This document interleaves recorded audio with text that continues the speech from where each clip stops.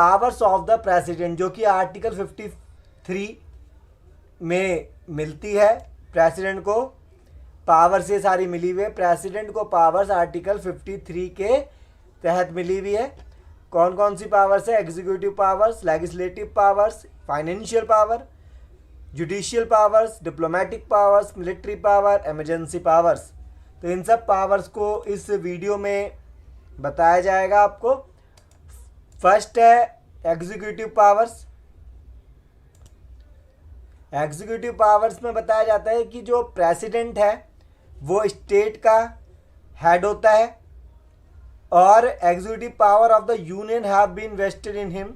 The president is empowered to exercise this power either directly or through officer. या तो वो directly इन powers का यूज़ करते हैं, एग्जीक्यूटिव पावर्स का, या ऑफिसर्स के थ्रू अपनी इन पावर्स का यूज़ करते हैं। यानी कि इसमें प्राइम मिनिस्टर भी आ जाते हैं और काउंसिल ऑफ मिनिस्टर्स भी आ जाते हैं। अब जो प्रेसिडेंट का कौन सा फंक्शन है उसको हम देखेंगे। Power of appointment. President appoint करता है बहुत से पोस्ट को, जैसे कि अटॉर्नी जनरल ऑफ इंडिया को, कैग को, चीफ इलेक्शन कमिश्नर को, और चेयरमैन और member union public service commission यानी कि यूपीएससी के चेयरमैन और मेंबर को भी इलेक्ट करता है, अपॉइंट करता है।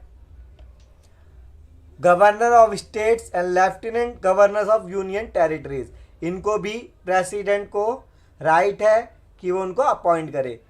सेकंड है establishment of an inter state council. Article 263 हमें बताता है कि प्रेसिडेंट के पास जो पावर है वो है कि वो इंटर स्टेट काउंसिल को भी इस्टेब्लिश कर सकता है प्रेसिडेंट। फाइनेंस कमीशन को भी इस्टेब्लिश कर सकता है आर्टिकल 280 के तहत। आर्टिकल 280 के तहत प्रेसिडेंट फाइनेंस कमीशन को भी इस्टेब्लिश करता है। और तो declare schedule area, president schedule area को भी डिक्लेयर करता है। SC ST and OBC commission को भी इस्टेब्लिश करने का जो पावर है वो प्रेसिडेंट की है। तो आपने इसमें जाना कि कौन कौन सी एग्जीक्यूटिव पावर्स है प्रेसिडेंट की। नेक्स्ट पावर है प्रेसिडेंट की लेजिस्लेटिव पावर्स। इसमें बताया जाता है कि जो प्रेसिडेंट है वो इंटीग्रल पार्ट है पार्लियामेंट का और इसमें ही वो अपने लेजिस्लेटिव पावर को एंजॉय करता है। प्रेसिडेंट सम्मन्स या प्रोरोक्स कर सकता है हाउस ऑफ पार्लियामेंट का, यानी कि उसको टाल भी सकता है। प्रोरोक्स को यानी कि टाल सकता है।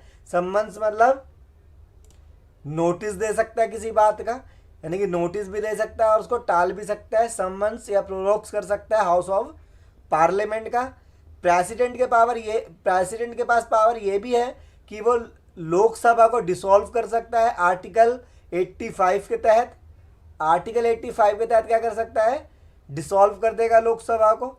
और प्रेसिडेंट नॉमिनेट भी करता है 12 मेंबर्स को जो कि राज्यसभा के होते हैं, जिनके पास क्या होता है? स्पेशल नॉलेज होती है in the field of literature, science, art and social service. और प्रेसिडेंट 2 एंग्लो इंडियन को भी नॉमिनेट करता है। उसके पास पावर है कि वो 2 एंग्लो इंडियन को नॉमिनेट करे। तो president can call a joint sitting of the 2 house of parliament, और जॉइंट सिटिंग को भी बुलाने का, कॉल करने का प्रेसिडेंट के पास पावर है। हाउस ऑफ पार्लियामेंट के दोनों लोकसभा और राज्यसभा को जॉइंट सिटिंग के लिए बुला सकता है। आर्टिकल 123, तो आर्टिकल 123 यानी कि 123 के अंदर प्रेसिडेंट को ये पावर मिली हुई है, अगर 2 हाउस ऑफ द पार्लियामेंट यानी कि लोकसभा और राज्यसभा अगर सेशन में नहीं होते तब एक ऑर्डिनेंस पास होता है जिसके ज़रिए प्रेसिडेंट अपना लॉ मेकिंग पावर्स को यूज़ कर लेता है। यानी कि लोकसभा और राज्यसभा के ना होने पर वो पहले ही उस पर, मतलब जब वो दोनों नहीं होंगे तो उस पर साइन कर लेता है और वो ऑर्डिनेंस पास हो जाता है। तो आप समझे कि आर्टिकल 123 ये बताता है प्रेसिडेंट एक ऑर्डिनेंस पास कर सकता है जब लोकसभा और राज्यसभा सेशन में नहीं होते। और नेक्स्ट है without president assent no bill can become a law. अगर प्रेसिडेंट की मर्जी नहीं है तो कोई सा भी बिल लॉ नहीं बन सकता है। तो आपने पढ़ा ये लेजिस्लेटिव पावर्स के बारे में। नेक्स्ट है फाइनेंशियल पावर्स। फिर है फाइनेंशियल पावर्स, इसमें फर्स्ट है मनी बिल्स जो कि आर्टिकल 110 के तहत मिलता है। इसके अंदर लोकसभा के अंदर जो है मनी बिल्स जो होता है जो इंट्रोड्यूस होने वाला है लोकसभा के अंदर, उसको पहले ही अप्रूवल मिल जाता है प्रेसिडेंट से। ठीक है, तो मनी बिल को पहले ही अप्रूवल मिलता है प्रेसिडेंट का, बाद में जाकर वो लोकसभा में पेश होता है।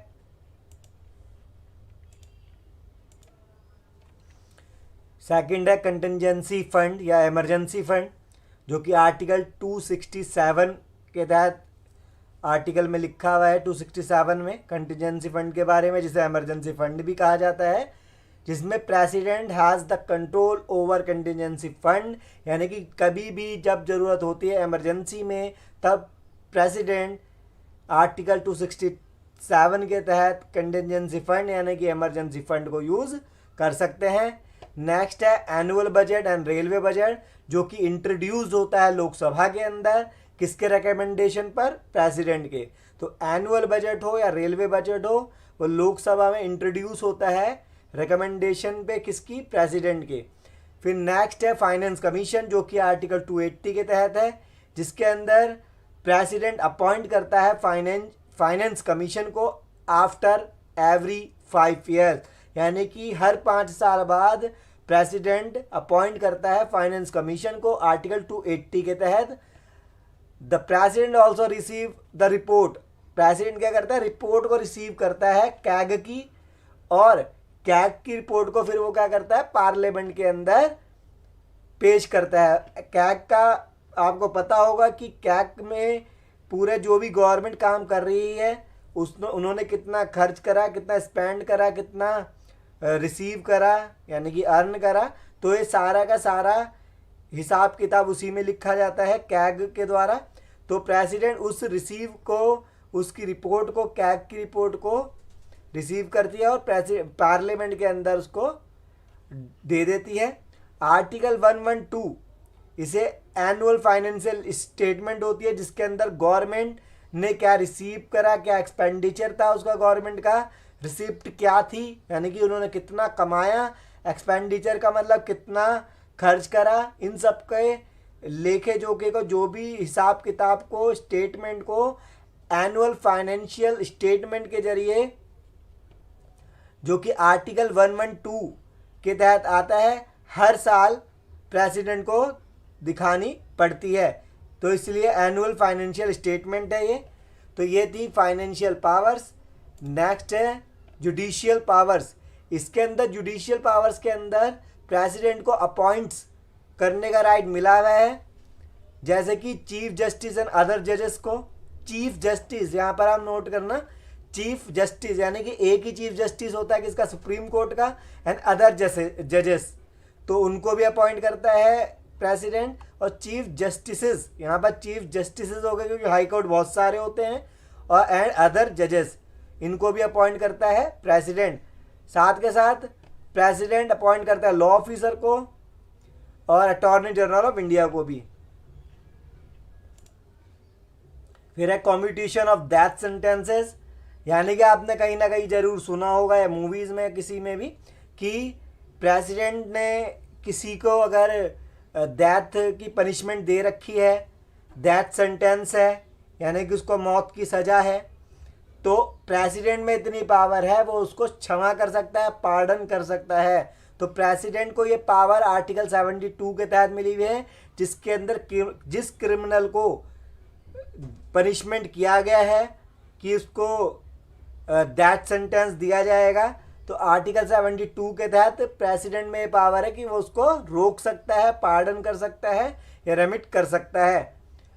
और नेक्स्ट है opinion by supreme court. Article 143 के तहत प्रेसिडेंट एडवाइस ओपिनियन ले सकता है सुप्रीम कोर्ट का। ठीक है, तो आर्टिकल 143 के तहत प्रेसिडेंट सुप्रीम कोर्ट का ओपिनियन ले सकता है। तो ये था judicial powers.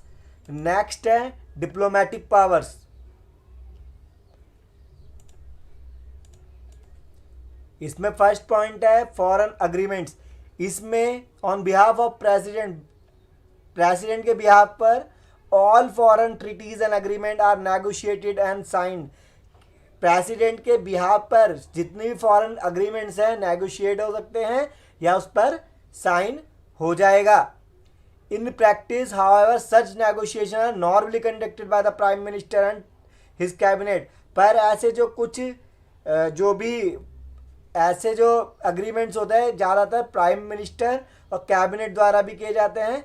Furthermore such accord must be approved by parliament. और ऐसे जो अकॉर्ड होते हैं वो अप्रूव्ड हो जाते हैं पार्लियामेंट के द्वारा।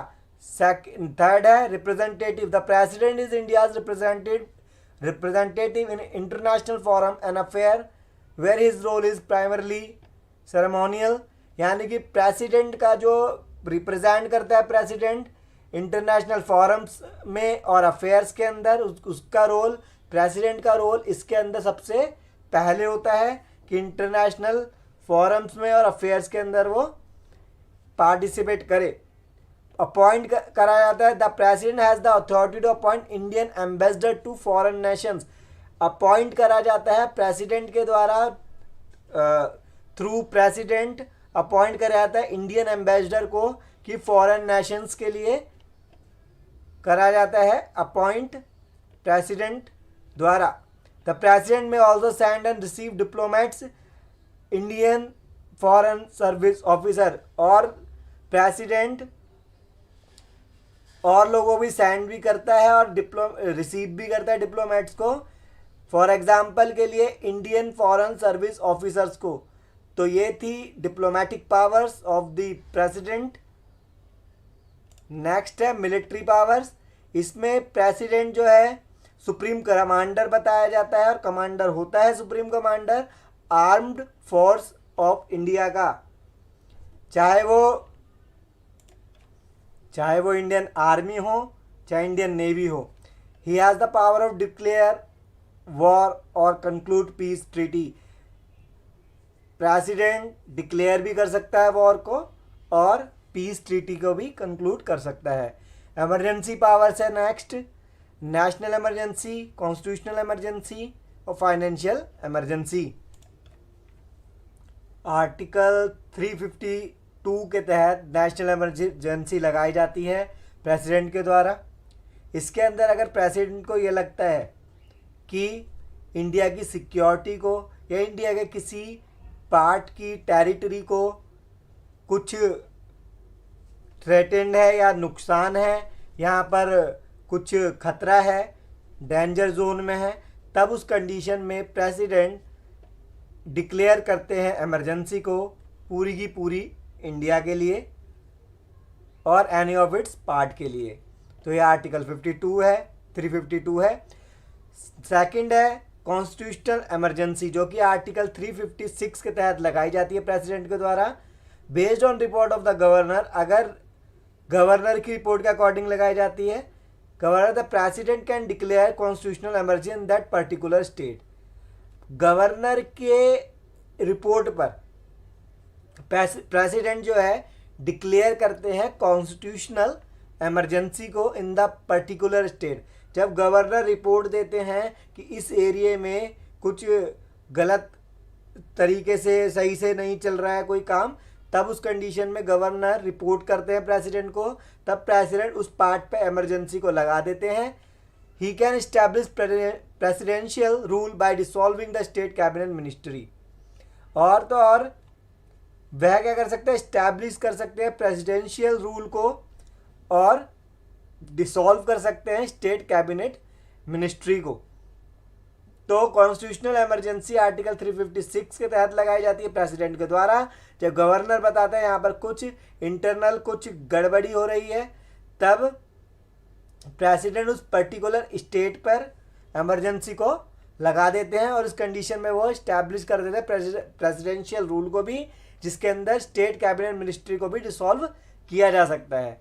फिर आता है फाइनेंशियल इमरजेंसी आर्टिकल 360 के तहत। ये तब लगाई जाती है in case of this emergency the president can reduce salaries of all government officials.